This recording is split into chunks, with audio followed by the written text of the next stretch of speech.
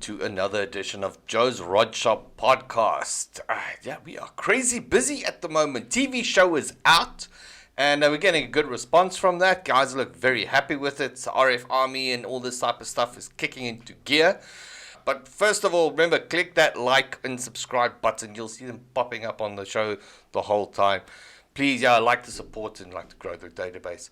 Now, first off, I want to say thank you to the guys from Tire Life. They helped me put this whole thing together. Tire Life actually looks after Mickey Thompson, South Africa, which is one of my favorite tire brands of all time.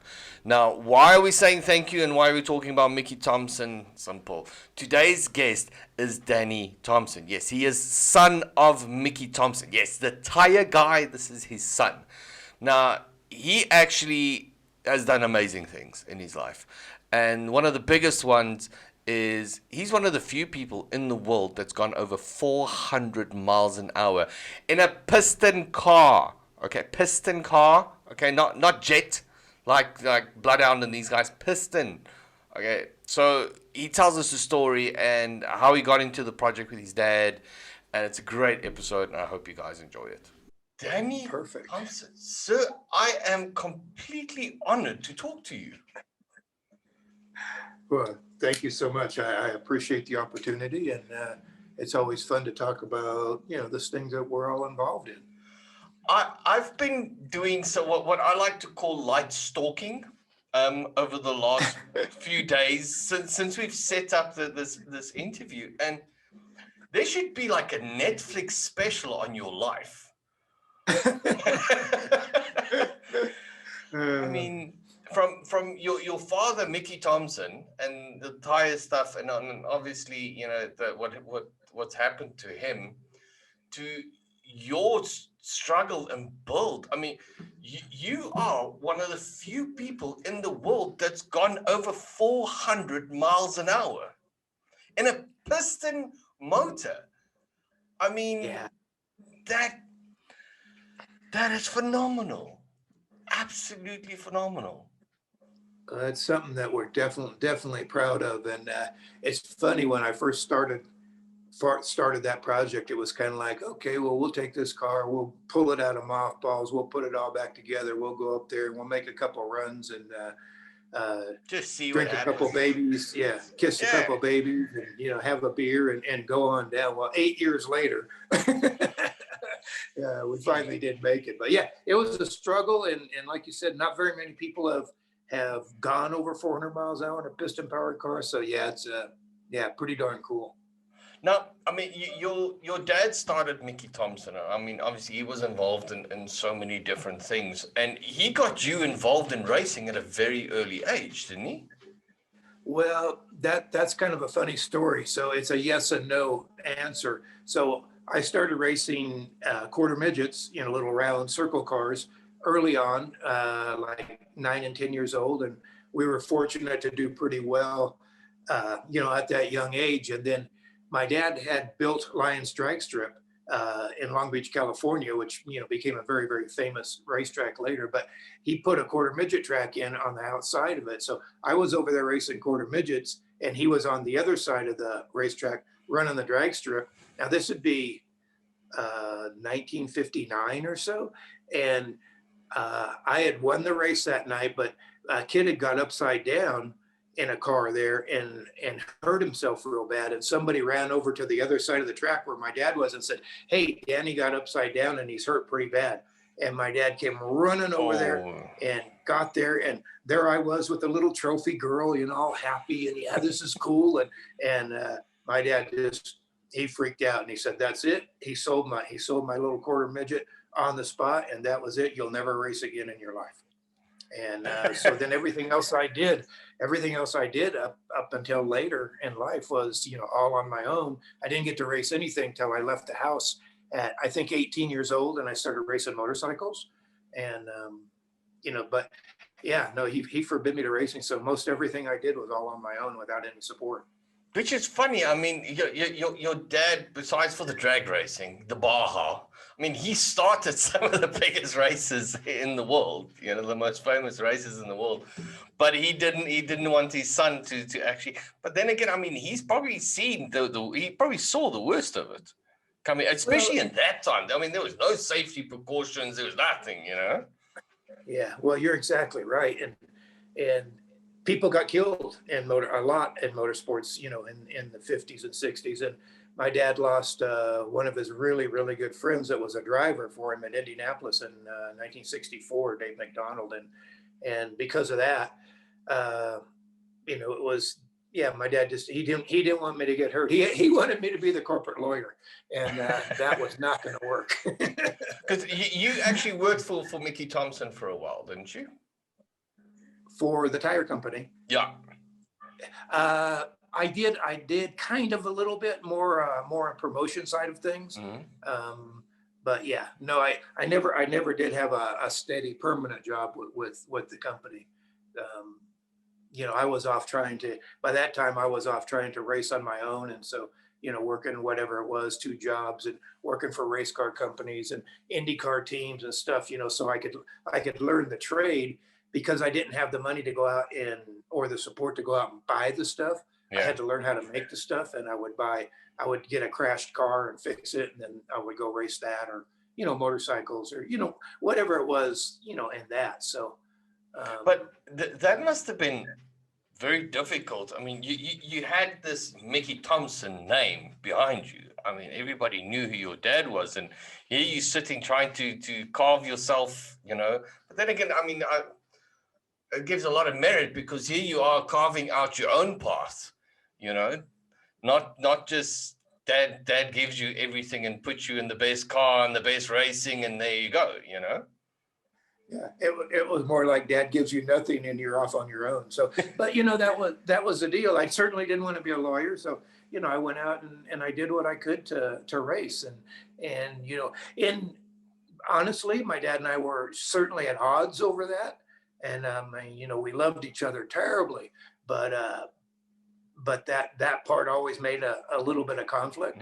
And but you know, we worked through all that, and I went on and you know, we did okay in our career. And but it was in 1988 that my dad came to me and he said, see, because if you think about my dad and like developing all the tires and the Bonneville tires and stuff with Gene McManus when they first started Mickey Thompson Tire, and you know, he did all of these things, but wouldn't let me race. So in 1988, he came to me and said, so let me regress here a little bit. So he was the first American to ever go over 400 miles an hour. Yes. In 1960 with Challenger 1 with a 4-engine Pontiac car.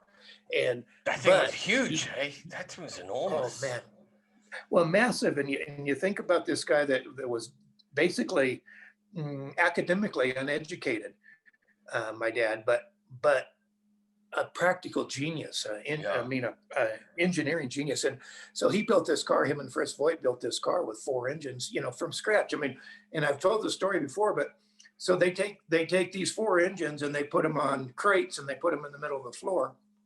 And they take a piece of chalk and they make a line around these 4 engines on the floor and said, this is going to be it. Now, these are 2 guys, and they made it happen and went 400 miles an hour. I mean, amazing.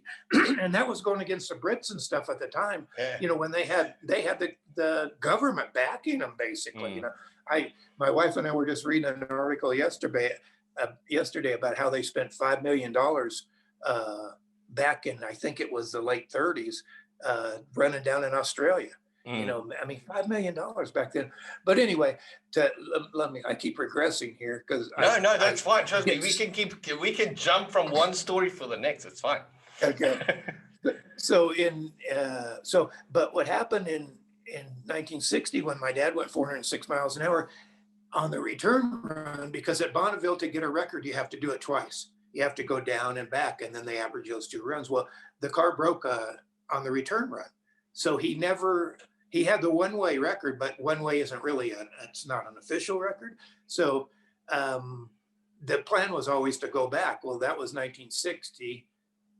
And then in 61, the salt was real bad and he couldn't go back. So my dad abandoned that project and went off to do Indianapolis and all these other things. But he never did set the record officially. So in 1968, along with Ford, they came back and they built what we call Challenger 2, but it was the Autolite Special at the time, and went back to Bonneville. And this was a real state of the art car, and went back and got all ready to run, worked all summer, ran the Mustangs up there that year because it was the introduction of the 1969 Ford Mach 1 Mustang, and set, my dad and Danny set a whole bunch of records. I mean, over 360 records on the circles and drag, on straightaways and standing stop and kilos and all sorts of different things. And then was testing the streamliner Autolite car at the same time, but it rained. And so that was 68 and it rained. And when it rains at Bonneville, basically it turns into a lake instantly. Yeah. And so then that car went in a trailer because the following year in 69, Ford, General Motors, and Chrysler all quit racing because it was that, win on Sunday, sell on Monday theory kind of went out the door, and the bean counters kind of stopped everything. So that Autolite car went in a trailer, and it set and it set and it set. Well, in 88, my dad came to me and said, we never got that record, and I'd really like to go back and run that car, and I would like to have you drive it. Now I'm like 38 years old now. And, but I mean, it was like, oh my gosh, I mean, it almost brings a tear to my eye, just, reminiscing about the story. But anyway, it was, so we started talking about it, what we were going to do. I was going to work on the car, hire a crew, and put all that part together. And my dad was going to run the front end and find the sponsorship. And it was going to be a father-son team to go try to attack that record and bring that record to the Thompson family name, back to the Thompson family name. Well, long story short, my dad got killed, and that car went back in a trailer, and then it's set for a total of 40 years in the trailer. And then I think it was, my wife and I are sitting on the couch, and it's like we're looking at something, and I'm going, I wonder if that car really would go, over 400 miles an hour. We could set a record. And then I'm thinking, I don't want to be sitting on this couch when I'm 80 years old wondering, could we have done that? And that was it. Then it was like flat out, we're going to make this happen. And it took 8 years, but we did make it happen. What were you doing from when your father passed until that point? What were you mainly involved in from a working perspective and stuff? Well, I'm a fabricator welder by trade, and that's what I do. I make parts. I do any kind of parts. It doesn't matter to me. Like right now, we're doing construction stuff and stainless steel stuff and copper stuff, and but mainly race cars was always my business. But after my dad passed, the company was in big trouble. We had the Mickey Thompson Entertainment Company at that time, and that's where we put on all the off-road races inside the big stadiums, inside the Los Angeles Coliseum and Pasadena Rose Bowl. And we'd take what we call the chunk of Baja, and we'd bring in 25 million pounds of dirt and put it inside these stadiums and make an off-road track. And so I went in and ran that company. It was in trouble, and I went in and tried to save it because all I wanted to do was race. From the time before I was ever supposed to be the lawyer, I just wanted to race. So we went in there, and I had to go in there and try to save the company. And it was too far gone to save, and it went bankrupt. And so then I went back into fabricating and, I worked for different race car companies. I worked for IndyCar teams and IMSA sports car, world sports car racing teams. And, I traveled all the time going to races, but mostly for other people. But also during that time, I was off-road racing my own cars. We ran Formula Atlantic and Formula Super V. And, we were fortunate to do pretty well in those. But, all with no budget and stuff. But yeah, so that's, fabricator by trade and that kind of stuff. So, and had administrative part when I ran the company, but still it comes back to all I want to do is race. I mean, look at me, I'm an old man now, and I'm working on a project to build a new car to go faster. Really? Because I mean, like I said, I did an extensive amount of light stalking, and I saw you sold Challenger 4. That went last year, I think, wasn't it? We did. Unfortunately, we didn't want to sell it after we set the record, but we had we had gone into some debt and And- trying to do all this. Well, you would do racing and horses. It's gonna get you. Yeah. Yeah. I can't go racing because my wife's got horses. Yeah. I hear you. So, but yeah, so we sold that car off, but we don't owe anybody any money. And so that's a good thing. So now I'm working with an engineer. He was the engineer also on the Challenger 2 project when we went 448, and his name's Tim Gibson, and a very, very good engineer. Used to work for John Force, Kenny Bernstein, Dan Gurney at All American Racers. So he's got a bunch of experience. Anyway, we're working on a new project. So we're looking for sponsors right now, looking for, partnerships, and we'd like to go back and build a car and see if we can go faster than 448. But I want to go back. So you're on the couch and you've got this car sitting on a trailer that's got the potential to go over 400 miles an hour. And you make the decision that that's it. Now I'm gonna do that. I mean, that moment when you pulled it out and got it off the trailer for the first time. I mean, if you think back to that moment and 8 years later and everything, I mean, do you think if you went back to that moment, you would have gone, hell no, and just stuck it back, or was the experience just too much? Because I understand stuff like that. I mean, that's 8 years to get funding and backup and everything for this.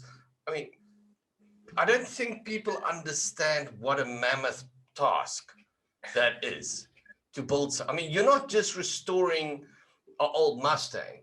You're trying to restore one of the fastest road machines ever. Well, going to answer your question, going back, would I toss it back in the trailer? If I had any common sense, I would have, for sure. But I don't have common sense, so we didn't do that. I really thought that it was going to be a relatively simple, easy deal, and it was the most complicated, probably hardest, at times, most frustrating thing I'd certainly ever done. My wife and I sacrificed a lot to make it happen. And it was so cool because my wife, Valerie, she ended up being the team manager and ran everything, ran all the people and everything. My son, Travis, he ended up doing all the PR and everything. And it's such a tight family knit group. And the group that we assembled, man, it makes me smile just thinking about the group, because at first when I started doing this and I got the thing, I moved from Colorado back down to Los Angeles, and it was kind of like people were looking at me going, not too many people have ever done this, and you're trying to take a car at that time that was 42 years old and go out and attack the latest, greatest thing. We didn't have all the late electronics and traction control. We did it with none of that. Now we changed the motors. My dad ran 2 Ford single overhead cam Fords, a blown one in the back and a normally aspirated one in the front. And we put 2 Chryslers in there, Hemis, about Brad Anderson Hemis, injected on nitro. To make the power and everything. But it was way more complicated than I thought. Basically the same chassis, same body, but all the internals except for the rear ends were different. Yeah, because I had to come up with. Like you said, all the technology in that thing is 40 years old, Yeah. and a lot's changed, and safety regulations and all these things have changed over the years, Yeah. Well, and the safety part of it, that's some of the first things I had to do. I had to cut the roll cage out and update the roll cage to new safety standards and, all that stuff. So, and each thing, there wasn't anything that was ever easy on the deal. It was always a challenge, but this group that we put together, that came together. I mean, it's kind of this core group of people that were kind of watching from the outside. And as the project started, nobody really wanted to get involved because they didn't believe it could happen. And then one thing had happened, like he cut the roll cage off of the car. I think the first, year and a half or so, I worked on the car just totally by myself. And people would come by and talk and have a beer. But as things started to come together, this group of people, this nucleus of people started coming closer and closer together. And pretty soon it was like, it became a family. I mean, my mom was there. My mom's now 93 years old. You know, she was at Bonneville with us, and she came by during the week and stuff. And it was just, it makes my heart swell. It was so darn cool. And I mean, so now you've updated the drivetrain. So now you're running two Hemis. I mean, running from beginning to the back. I mean, you guys must have basically try and replace everything. Running like I said, modern technology. The fuel. I mean, you're probably running fuel injection and all that type of stuff. Everything as well. Upgraded braking systems and all this type of stuff. Yep. So, I mean, you know, you went from the original thing had state-of-the-art brakes on it in 1968, but they were off of a Thunderbird, you know, a passenger car. And, you know, we put carbon fiber brakes on there, carbon fiber rotors, and you know, just change every single thing. Now, the rear ends were still the same, but, you know, different transmissions, different driveline. We built our own, what we call Hadley box, and it was a device that we came up with to hook the front rear end to the rear end. And yeah, every single solitary thing. It was, like I said, it was the most challenging thing I've ever done, but at the end, the most satisfying thing I've ever done, you know, so pretty cool. The production's going through, the car's coming together, and this Bonneville deadline is looming. I mean, you sitting there, I mean, you know, you're going to get into a car that you've just built yourself, and you're going to go 400 miles. You want to go do 400 miles an hour. You know, it's not like you've done a lot of practice runs and you've hit the 300 miles and 350s and all this type of stuff. You're getting in this car for the first time, and you're going to go do one of the fastest runs in the world. I mean, that must have been like scary as hell. Yeah, I don't know so much scary, because if you're scared, you better stay at the house. Yeah. You know, but for example, so when we finally got the thing running in 2014, and we went up and we got to make a 3-mile pass on a test, and everything seemed to go pretty good, and the thing went 319 miles an hour, but we hadn't run on a 5-mile course yet. And so then we're all ready, go to Bonneville, and it rains. And we can't run. And so that's for Speed Week. Well, 3 weeks later, there's another event called World of Speed by Utah Salt Flat Racing Association, and we go back up for that. Well, there's a small window of opportunity, and we get in it. So example of kind of the different hardships you went through. So the very first run, 5-mile run, we run, the record's 392 miles an hour in that class, and we run 391 miles an hour, right? So we're 1 mile under, but we get to the other end and pull the parachute. So pull the parachute at, you know, close to, you know, virtually 400 miles an hour, pull the parachute, and I'm going, I don't know what it's going to feel like. I don't know what the car is going to do. I don't know if it's going to jump sideways or what it's going to do. And this is my first experience. The fastest I'd been was, I think 250 or 260, something like that, in a little streamliner. Oh, in a Mustang, actually, and pull the parachute, and I take the hit. I'm going, yeah. And then all of a sudden, I cannot see anything. I'm going, what is it? And there's all this liquid all over my face shield and everything. And now your brain's trying to digest all this stuff at basically 400 miles an hour. And you're going, what is this? What is this? There's no water in the engines. We run them dry block like a drag race combination. What is all this liquid? And I can't see anything. I'm going 400 miles an hour. So I pull my visor up so I can see better. And what happened is the fire bottles went off. The parachute hit so hard, and I had everything adjusted so tight, it fired the fire bottle off. And so my visor's up, and the fire bottles were squirting in right in my eyes. So now still going whatever, maybe you're going 370 or 360, 350 by now, but I can't see anything. And never been that fast. You're going, okay, when is the course going to end? Because you pull the parachute at the 5-mile mark, and then you got basically 2 to 3 miles, depending on the salt conditions, to slow down. And so I'm thinking to myself, okay, when do I have to turn off? Because otherwise you're going to go off the end of the track.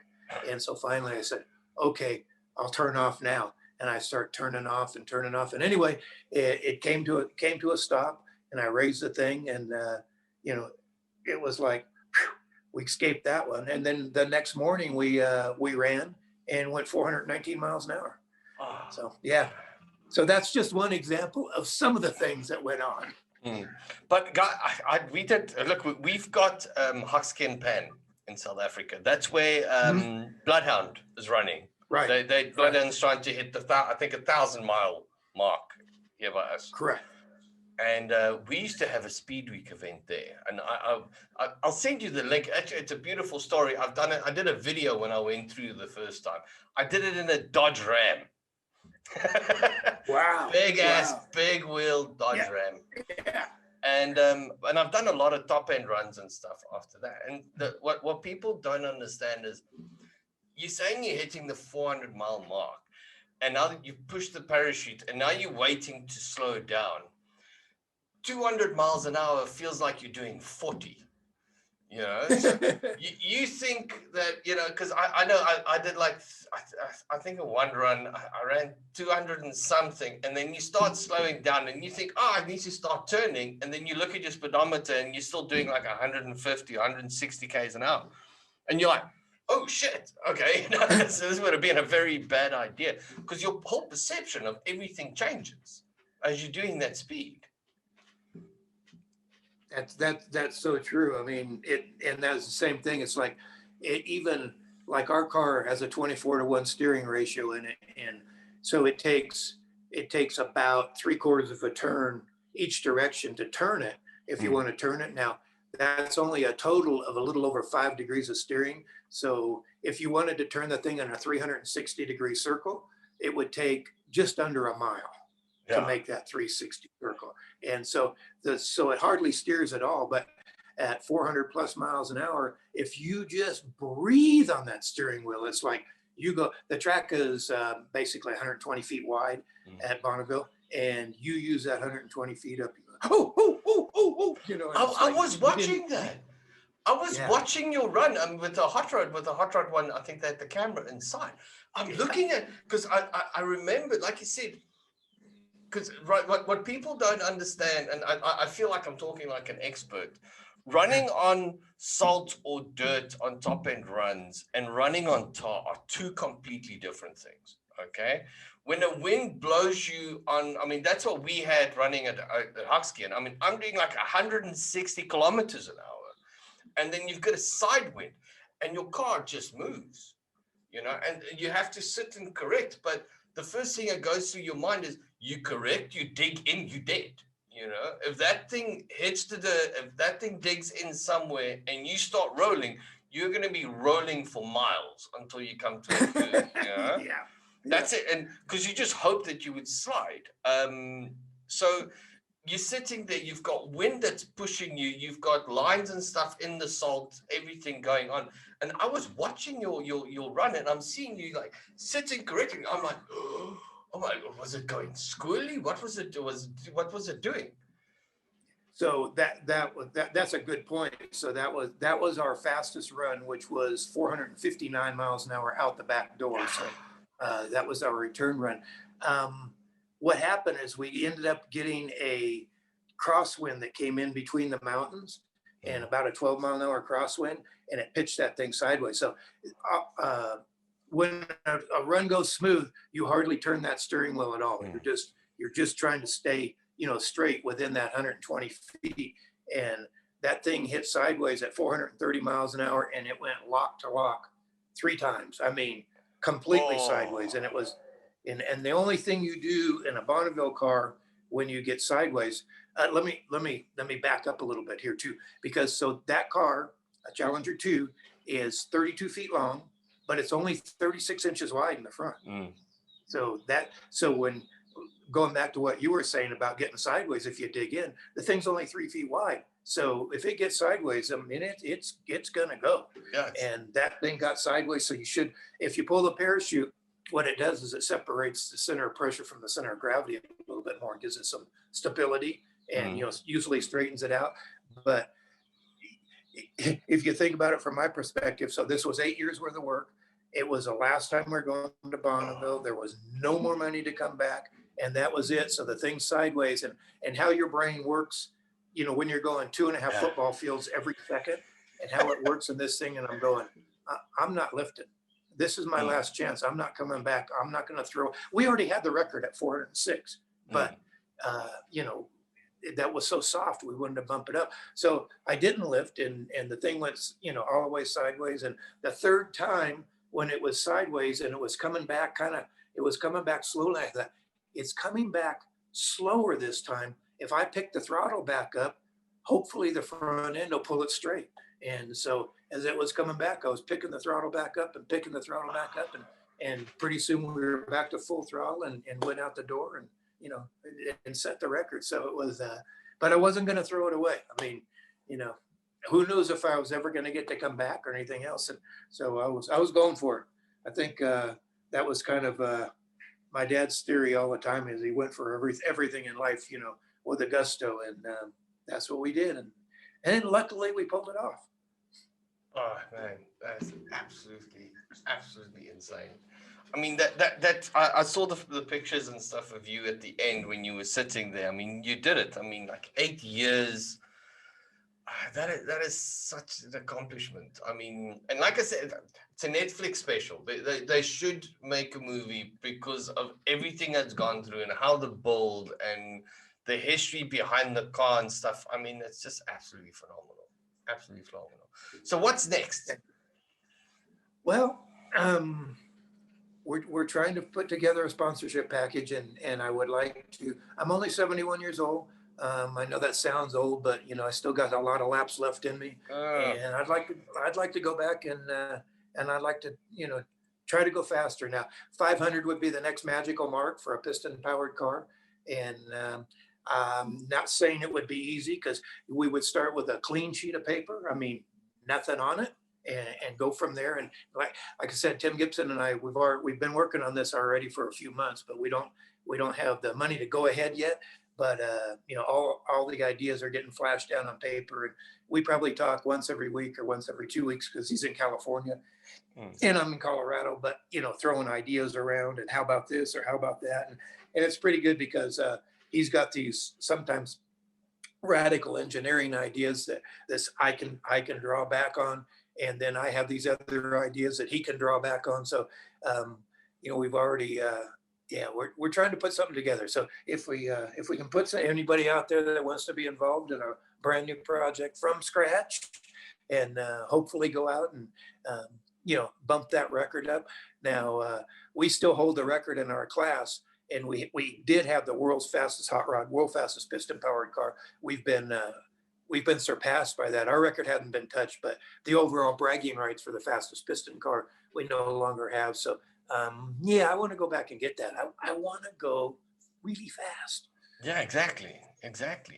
I mean, but now I've got a question quickly, and excuse my ignorance. So top end runs what you guys are doing compared to drag cars. I mean, drag cars are running piston motors and stuff. Look, they're running quarter mile and half a mile and this type of stuff as well. But I understand the physics behind the fact that top end run, you don't have the traction. It's not like a drag car where you can a lot of stick tires and you can get off the line and you can accelerate. It's a gradual buildup of speed. How much different? I mean, there must be huge different engineering between the two, or is there like some similarity? If you look at like a top fueler set up towards where you guys want to go, because I mean your car's four-wheel drive as well. Yes. So that's a great question. So and as you say, so you got a drag car that's got a 20-inch wide tire, or whatever they are, 24s or something, 28s, 30s, I don't know, they're massive. So Mickey Thompson tires, a tire that my dad basically engineered along with Gene McManus back in the day. The tire that we ran was a 16-inch tire, only 4 inches wide. And because you can't spin that big tire, that kind of mile per hour with the expansion rates and all that kind of stuff. So you got a 4-inch wide tire that's got 100 pounds of air pressure in it. So the initial spring rate to the car is just massive. I mean, it just wants to pound when it's trying to go across. So now you're trying to drive, in our case, with 4-wheel drive, 6,000 horsepower between the two engines on 87% nitromethane. And so you're trying to spin this little teeny tire. And so people understand kind of what the Bonneville Salt Flats are like. I equate it to driving on snow. I mean, that's how slippery it is. It's trying to get traction is the biggest issue. And now with a 4-inch wide tire with 100 pounds of air pressure in it, the unit pressure is pretty high right there, and you can't get traction. I mean, you can barely put the throttle down. That's why people have gone to traction control, which we didn't have. You know, we just stayed with the old school method. And so trying to get that drive off of that start line, well, for an example, in low gear on our fastest run, I only got to 38% throttle. Anything more than that, it was spinning the tires and everything. And I had to baby that. I had to feel this from the seat of my pants. And then in second gear, we got to 73% throttle. And then in high gear, we were 100% throttle. So traction is the issue. We found when we went into Hoxkian as well, because I mean when we went for the first time, it's like everyone going to Bonneville for the first time when we got there. You know, no one knew anything what was to expect, and we found stuff like cars that you thought was going to clock at huge numbers were not doing it, and these big American tanks were running up numbers that Porsches were doing. And we found that a few different things was weight was king. If you had a heavy car, you could get traction because it was pushing you down. Right. The skinnier the tires you had, the better. If you had massive, big performance tires and this type of stuff, you couldn't get any traction going on it. My one friend, he did his run. So he actually, I think he lost the car.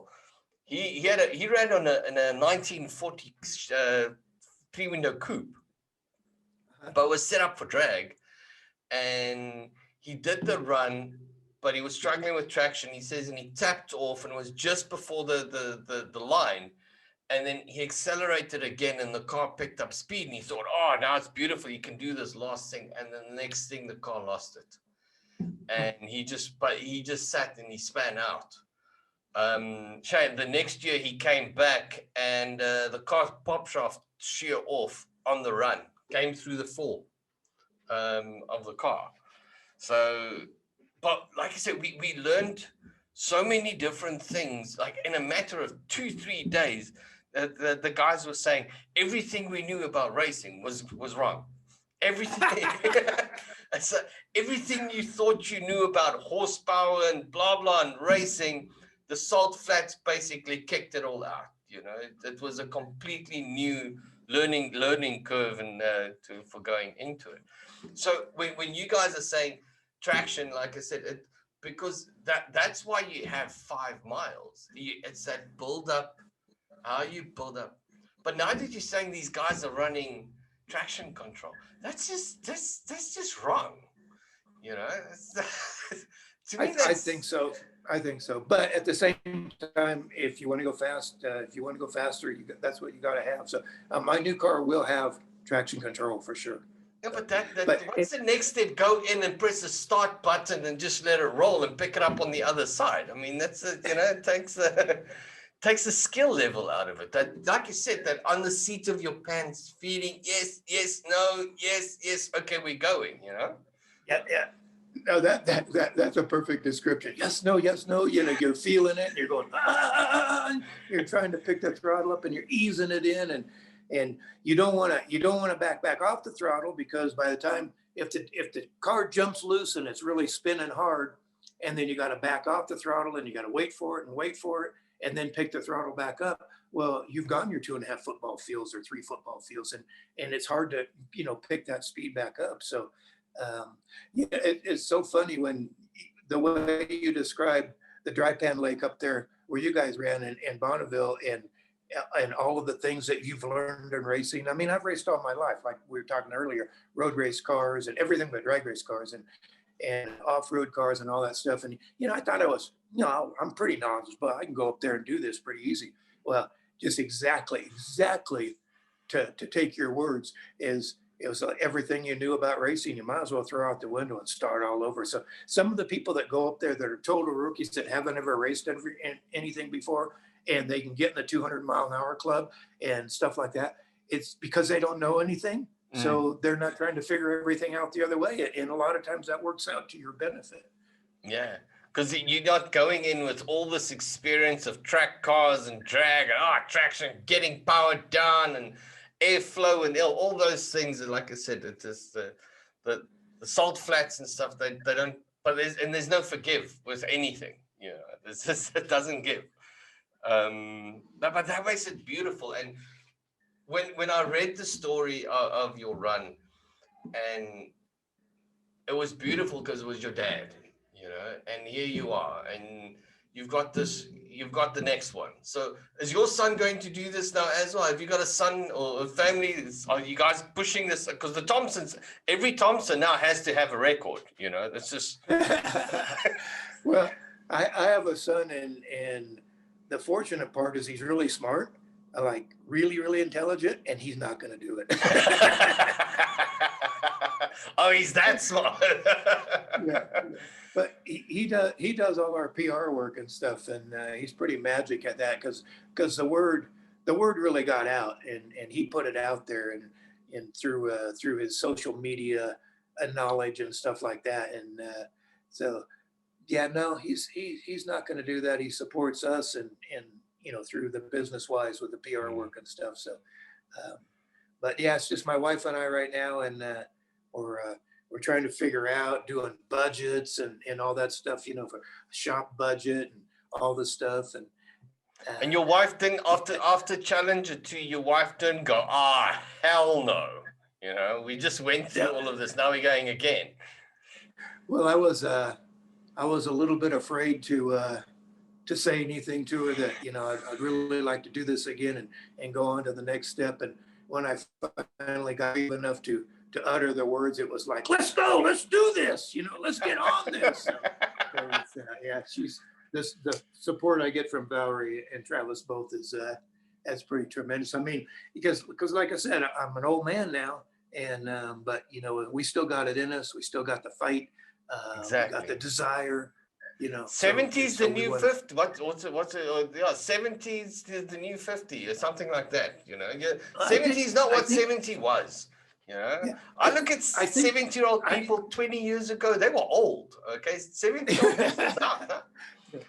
Now, I don't want to correct you or anything, but in my brain, 70's the new 18. There we go. Let's go. Exactly. My father-in-law is in his 80s. He cycles still. Okay. Oh, nice.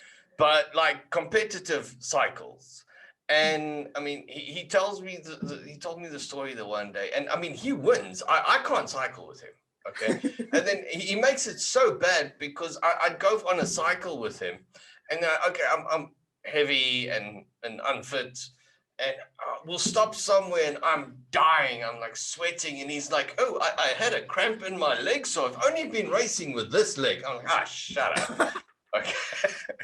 And he tells me the story the one day where he was riding and he caught up. What was it? Yes.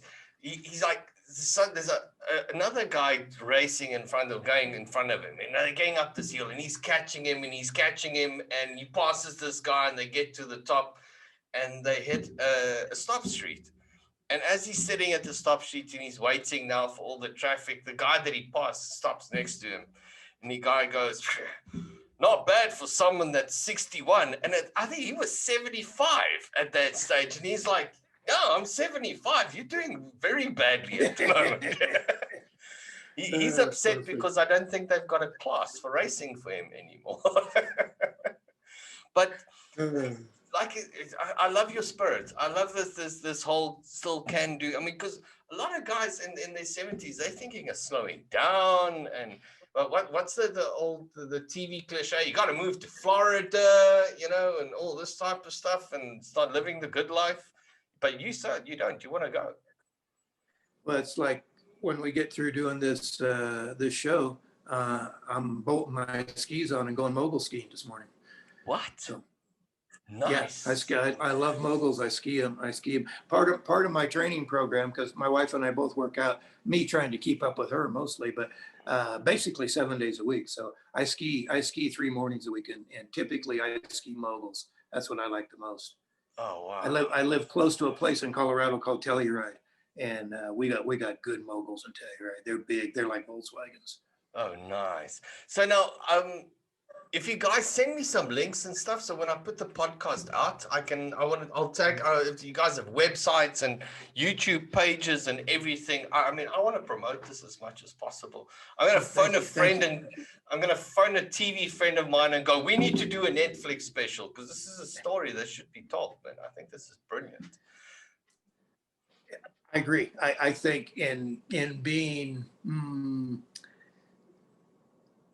being whatever the right word would be for this, I think it's one of the greatest stories in motorsports. You know, Exactly. A father and a son following in father's footsteps, but you know, the stiff that goes through it. Anyway, I think it would be a good story, but at the same time, what I care about is building a new car and going fast. And if a story comes with it, that'd be cool. But if not, you know, at the end of the day, I can sit down on the chair and say, yeah, we went after it and we did it. So hopefully, I mean, we did it once, you know, hopefully we could do it again. It's like I said, I've learned now it's certainly not easy, but yeah. Oh, now you can, I mean, it took you 8 years the last time, but you've gone through, you can cut it down to like 3 now, you know. I hope so. The plan is for 2, maybe, build and construct, but you know, and one of the things that people don't realize about Bonneville is one of the biggest things in all motorsports, and you certainly know this, is testing. And the problem is there's nowhere to test for a Bonneville run. I mean, there's nowhere long enough to go do this. And the window of opportunity to run it at Bonneville Salt Flats is usually in August and September. So you have 4 events there, but typically 2 that you can actually go run and be ready for. And so if you don't get it done, like in 2015, when we got rained out, we didn't get to go at all. We worked all year, got everything up there. We're sitting in the cafe the night before the event starts, the whole crew, we're all having dinner. And all of a sudden we hear this pitter patter, pitter patter, pitter patter on the roof of the restaurant. And it rained, and went out there the next morning, and the thing's under 6 inches of water, and you have to come back in a year. Don't get to come back the next weekend or postpone it until Monday. You wait 1 year and then you come back again and hope that the salt is in somewhat decent condition. You know, they've been mining the salt up there for potash and magnesium chloride now for 70 years. So they've taken something that when my dad ran up there in the 60s was 18 to 24 inches thick, the salt crust, now to where we got a half an inch, because they've been mining that salt off of there every year, and the Bureau of Land Management, which is a federal government, basically keeps continuing to give them mining permits, and they're actually destroying one of the wonders of the world. And for us, you know, it's destroying one of the greatest places. I mean, otherwise you have to go, you know, to because you can't get good enough traction on dirt, like the jet car is going to run down there where you guys are, but you know, we need a bit more traction than the dirt gives. And so there's, you know, Australia, or now there's a place in Bolivia, but Bolivia is 12,500 feet. So, you know, so the point is you go back, you know, you go back a year later, and when we ran in 2017, we ran 435 miles an hour, and it was like running the Baja 1000. It was just bam, bam, bam, holes in the salt and rough. And, you know, so, you know, we might get this car done and have to wait 2 years to run it. But, or it might get done and we might be able to roll off the trailer and have a really nice, you know, salt condition and go. So it's all those kind of things that make it even more frustrating, because you have no control over Mother Nature. She's going to give you what she gives you. If I understand correctly, the reason why Bloodhound came to South Africa is, one, the conditions at the pan is longer. You don't just have like a few weeks, you have like a few months where it's dead. I think the biggest issue you have just is crosswind. But they came with other problems. I mean, I'm going to send you a link to the documentary I did on going to Speed Week. You got to watch it. We got there. It's 100. I think it's 250 kilometers from the nearest proper town. So if anything you need, it's like a day's drive there and back to go fetch anything. And I know this because I got the bartenders to go back for Jägermeister. Okay. So there's not, when we did the pan the first time, there was nothing. There's no water, there's no infrastructure, there's nothing. There's just a pan in the middle of nowhere. But it's absolutely beautiful. It's surreal just being there, just seeing so much nothing. And what they told us is when Bloodhound got there, they had to get I don't know how many 100 people to walk the entire track to pick up every stone, because that causes, one little stone or anything, because I think that they're running on aluminum wheels. They don't even run tire. Yeah. Right. I got one story for you. So just outside where Uppington is a place called Uppington. Now there is the longest straight track. It's an airport strip in Africa. It was used for NASA, actually. If the space shuttle went up there by you guys, and within a few seconds there was a problem and it had to land again, there was an airstrip set up in Uppington. And I was there. It is the most beautiful piece of tar you've ever seen in your life. I think it is 5.5 kilometers long, and I think it's, I don't know how wide, I think it's 120 meters wide or so. It's absolutely stunning. And if you stand on the one side and you look at it, you can't see the end. It's got like a curve to it, and it's just flat. Yeah. It's just it. We had a guy, I've got a link somewhere for this. I think, it's on there's some different for what I did. He ran 400 kilometers an hour on a Suzuki Hayabusa bike. Okay.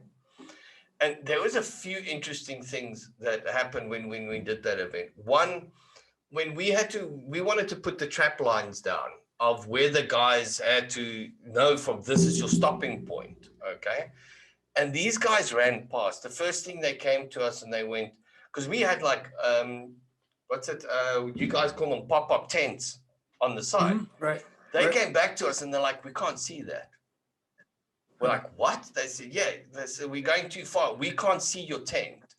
We actually had to bring in a fire truck and park the fire truck so that we told guys, when you see the fire truck, you need to start braking. Okay? And the guy on the Hayabusa, I think he ran 390 kilometers an hour on a bike. He's telling us, he says, when your brain registers the fire truck, the time it takes a signal for your brain to register the fire truck and to apply to the brake, you're a kilometer down already. That's how fast you were going. And after the run, we went and we checked. His tires were coming apart. It was pulling chunks out of his tires. And because he was showing us the numbers, because he couldn't get, at almost 400 kilometers an hour, he couldn't get traction. The wheels were spinning too fast. Yep. And we sat with him. We're like, what's the problem? He says, simple. We've developed a car or a bike that can go over 400. We haven't developed a tire yet. I'm like, that is phenomenal. You don't think about that. You think, you stick a set of tires on it. But how's it? Now you need to think what the tires to go through. That's just insane. Can it handle that speed and that heat and that buildup? It's those are really good points, because tires, actually my wife Valerie, she mounts all the tires for us, and we have run 2-piece wheels that we made ourselves, but so they're Mickey Thompson tires, and it's the #1 tire at Bonneville for sure. But there's always tire issues, because as you were saying about the spin of the tires on the Hayabusa, we still have about 7% tire slip, even when we're full throttle at 400 and something miles an hour. And what I do with the tires is I get them from Mickey Thompson. they put sizes on them and that stuff, and then we OD them, and then Valerie will take and she'll mount the tires all up, and then she'll get the tire pressures in them, the 100 pounds, and then let them sit for a while, and then make sure it's all there, and then she mounts them all in sets so that the front tires and the rear tires, hopefully all 4 tires, are exactly the same size, down to like 1/8 of an inch on the OD, which is, you're talking about 86 inches around the 24-inch tire. And then after she gets all that done, then I take them and we spin them to 600 miles an hour on a machine. And all of those tires, watching a tire, this is to get back to your point about what the tires do, watching a tire that's this round get this round, growing 2.5 inches and going through these gyrations and everything until about 300 miles an hour, this tire kind of finds its happy place. And then it starts to get smooth and smooths out. Now they're well balanced and everything. You have to be at that kind of speed. But then after we do all that and spin them 600 miles an hour, then Valerie will take them and resize them all and say we had set 1, which was 4 tires that were all close to the same for the first run, because we only run the tires 1 lap. And then after we spin them, then she regroups everything again because everything has changed substantially. And but what that does is by doing that, spinning those first, we get all those groups, and then we don't have to go through that during the middle of a run. Mm-hmm. So, the tires are still doing that if they've never been spun during the middle of a run. And that's all taking away from traction and everything else. So we put a huge effort into the tire deal. So we've been going for over an hour already. Oh, sorry. I can talk to you all day. All day. This is absolutely phenomenal, Danny. It was an absolute honor and a pleasure to talk to you. Really, it was. I mean, really, what you did and how you got there and the determination and stuff. I mean, especially in the time where we're sitting, where everyone is so down and out and depressed and stuff, it's a breath of fresh air. So thank you for everything and what you've done, and it's a phenomenal achievement. And if all goes well this year, I'll get to Vegas for SEMA, and I'd love to meet up with you and have a drink or a beer or something with you. Yeah. I would, because it would be absolutely amazing. Thank you so much.